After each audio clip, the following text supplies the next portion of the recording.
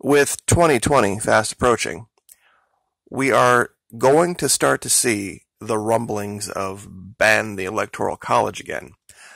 Last night I put up a poll, and the results were very interesting, and we're going to cover that in today's video, along with a couple of other things. One of the things that no one is speaking of, and we're going to speak about it here, is the psychological operation going on that no one sees. The Electoral College is only a problem if you make the assumption we only have two choices. If it's only choice A or choice B, then by definition we are already in mob rule, and whoever gets the most votes wins. But what if there's a third? What if there's a fourth choice? What if nobody has a chance of getting to the 270, quote unquote, in the Electoral College, and there's more than one choice? Nobody asks that question. Well, I shouldn't say nobody. The Green Party and the Libertarian parties have been asking that question for decades. Why are we allowing this to be the case? Why do we always slave ourselves every 4 years to only thinking we have two choices? Last election cycle, we had 4. And people still thought, well, I've got to vote for R because D sucks so bad, and those are my only two choices, and even though you literally look at the ballot and go, oh, who are these other two people? And it's an anonymous vote. This is the killer part of this, is that people are like, well, I didn't want to be seen as voting for somebody who wouldn't have a chance of winning. How would anyone know if you voted morally? If you voted ethically? If you voted your conscience? How would anyone know? No one would. That's the psychological operation that our media has run on this country for going on 50 years now, and nobody talks about it. The results of the poll. Now, with over 1,000 votes in, I think we can get a pretty good idea of where people stand on this. With 2020 fast approaching, the rumblings of ban the Electoral College have once again begun to echo throughout the interwebs. Many Americans, for fear of being labeled as instigators, have fled back to their safe spaces, into the welcoming, ever-so-corrupt arms of their respective masters, the RNC and the DNC. In 1789, when our Constitution was ratified, the President of the United States was mostly an honorary title with no real power. We had no standing army, no income tax, no Fed. States wielded all the real power. Where do you stand on the Electoral College? 38% of you said keep it where it is, but 26% of you said abolish it. We need to follow the will of the masses exclusively.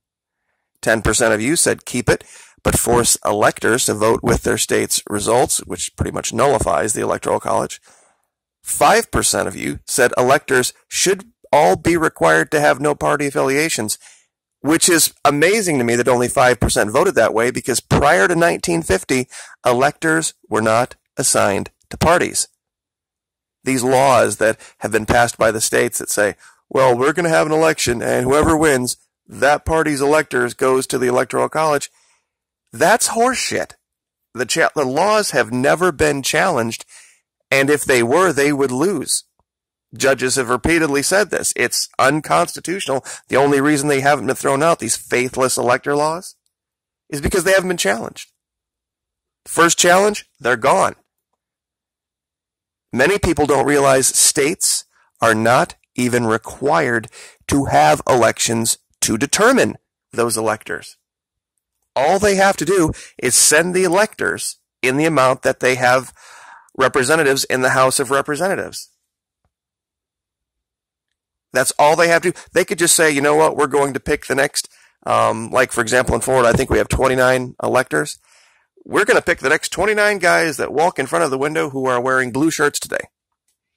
They could do that. There's no requirement, constitutional requirement, that elections even take place or the will of the people is even assessed. The U.S. Constitution does not provide for that. Now, states have different laws that govern how they select their governor, and how they select their people, but the U.S. Constitution makes absolutely zero provision for any national election whatsoever. And it was meant to be that way for the simple fact that that position was supposed to be pretty much honorary. It was very clear in our Constitution that the power was to be with the states. Now, I brought up this map. It's a cool place. It's called mapchart.net, and you can do this for about any country in the world. And I've just added some random colors in here just to give an idea of how this could work if we really were a free country. Now, of course, I put in the red wall that everybody knows about: Texas, Oklahoma, Kansas, Nebraska, North and South Dakota, that always seems to vote red. And then I threw in, of course, the standard blue ones: New Jersey, New York, Illinois, Wisconsin, New Mexico, California. Wisconsin sometimes flips back and forth. But then I thought, you know what? What if Nevada wanted to be maybe the Independence Party or the Constitution Party? What if Oregon and Washington and maybe Louisiana, maybe they have some kind of a big oil spill that makes them lean more toward being the Green Party? And I didn't even add a color in here for the Libertarians. Nobody would get to 270. It wouldn't be possible if people would wake up and realize we have more than one or two schools of thought to choose from. And then the Constitution then provides it just goes to the Senate, or pardon me, to the House of Representatives. And they choose. It's not just who gets the most votes. That's another fallacy. And then after that, if people wanted to say, okay, well, we need to get rid of that and just go by straight popular vote, we would have absolutely no stopgap for somebody completely morally and ethically unqualified making it in. Of course, I suppose we don't now either, do we? Hint, hint.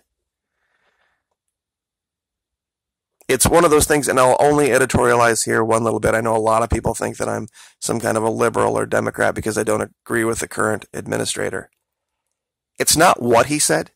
It's that people actually believed what he said. Not believed in. That's different.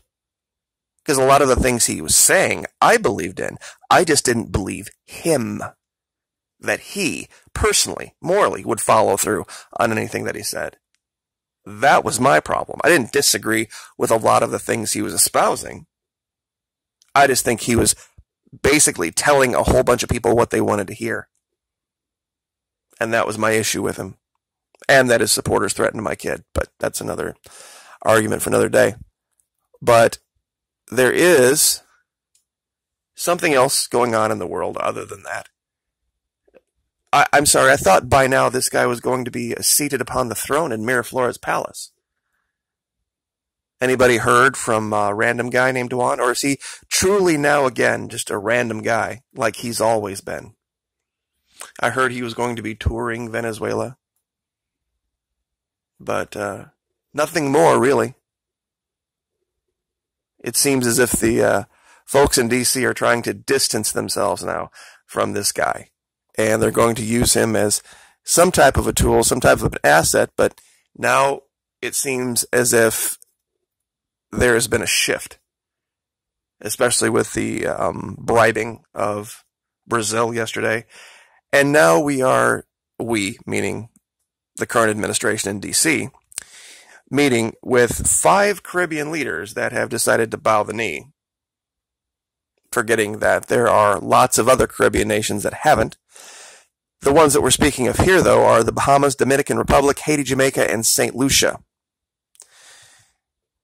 Now, what that shows is that Dominica and the Dominican Republic are 2 different places, but St. Vincent and the Grenadines, Trinidad and Tobago, quite a few nations through here have said, no, sorry, we're not going to be influenced by this strong-arm technique. And one analogy, and I guess I'll leave with this, that I would like to make. We used to be able to go to countries around the world and make the case for being an ally of America. We could say, here's your choice with China, here's your choice with Russia, here's why we think we're the best. We hope you make the choice to be our ally. We would like that. We would enjoy being your ally, and we're willing to work with you and compromise. Now, we go to countries and say, if you don't do this, we're going to sanction you. If you don't do this, we're going to make your life financially a living hell. If you don't agree with us and sign contracts with us and ignore to the, exclusion of Russia and China, then we are going to make sure that we do everything possible within our power to make your people as miserable as possible. See, when people come to my Patreon channel and they subscribe, that might be for $1. Maybe next month they don't agree anymore with what I'm saying and they leave. I'm thankful for the $1. But I don't ever threaten anybody and say, if you don't come back and you don't patronize the Florida Maquis, I'm going to find you and I'm going to embarrass you and destroy you online. That would be ridiculous, wouldn't it? Why is it ridiculous for me to do something like that? But not ridiculous for DC to operate that way, and that's exactly what's going on. These sanctions clearly do nothing to change the government or the idea of socialism being bad. In fact, when you sanction companies that would like to do business with Venezuela, it makes the people of Venezuela more dependent on their government, therefore driving them into the arms of socialism. Doesn't make sense, does it? How do you make the case for free market capitalism being the way to go when you completely interject yourself in the free market and ban it from occurring in the nation so that people can see how much better it is? All they see is that, well, I guess we're going to be trapped. If we choose to ally with the United States, we'll be there forever. We can never change our mind, because if we do change our mind, they'll come back, sanction us, and destroy us. And that's literally what happened in Venezuela, because at one time they were our ally, and then based on a whole set of circumstances, they decided to not be anymore. Instead of saying, well, sorry, we've made decisions we thought were the best for us. Maybe you don't agree, but, hopefully maybe in the future you can see your way to come back around and be our ally again. Is that what we did? No. We threatened. We cajoled. We tried to kill the leader. We've done so many things to destroy their economy, clearly, provably so, beyond any reasonable shadow of a doubt. Could we blame any country at this point for not wanting to be our ally? Using this tactic, using this technique? It's not an A or B thing. It's not this binary thinking, which brings us right back around. We can't be slaved to this either you're for DC or you're anti-American bullshit.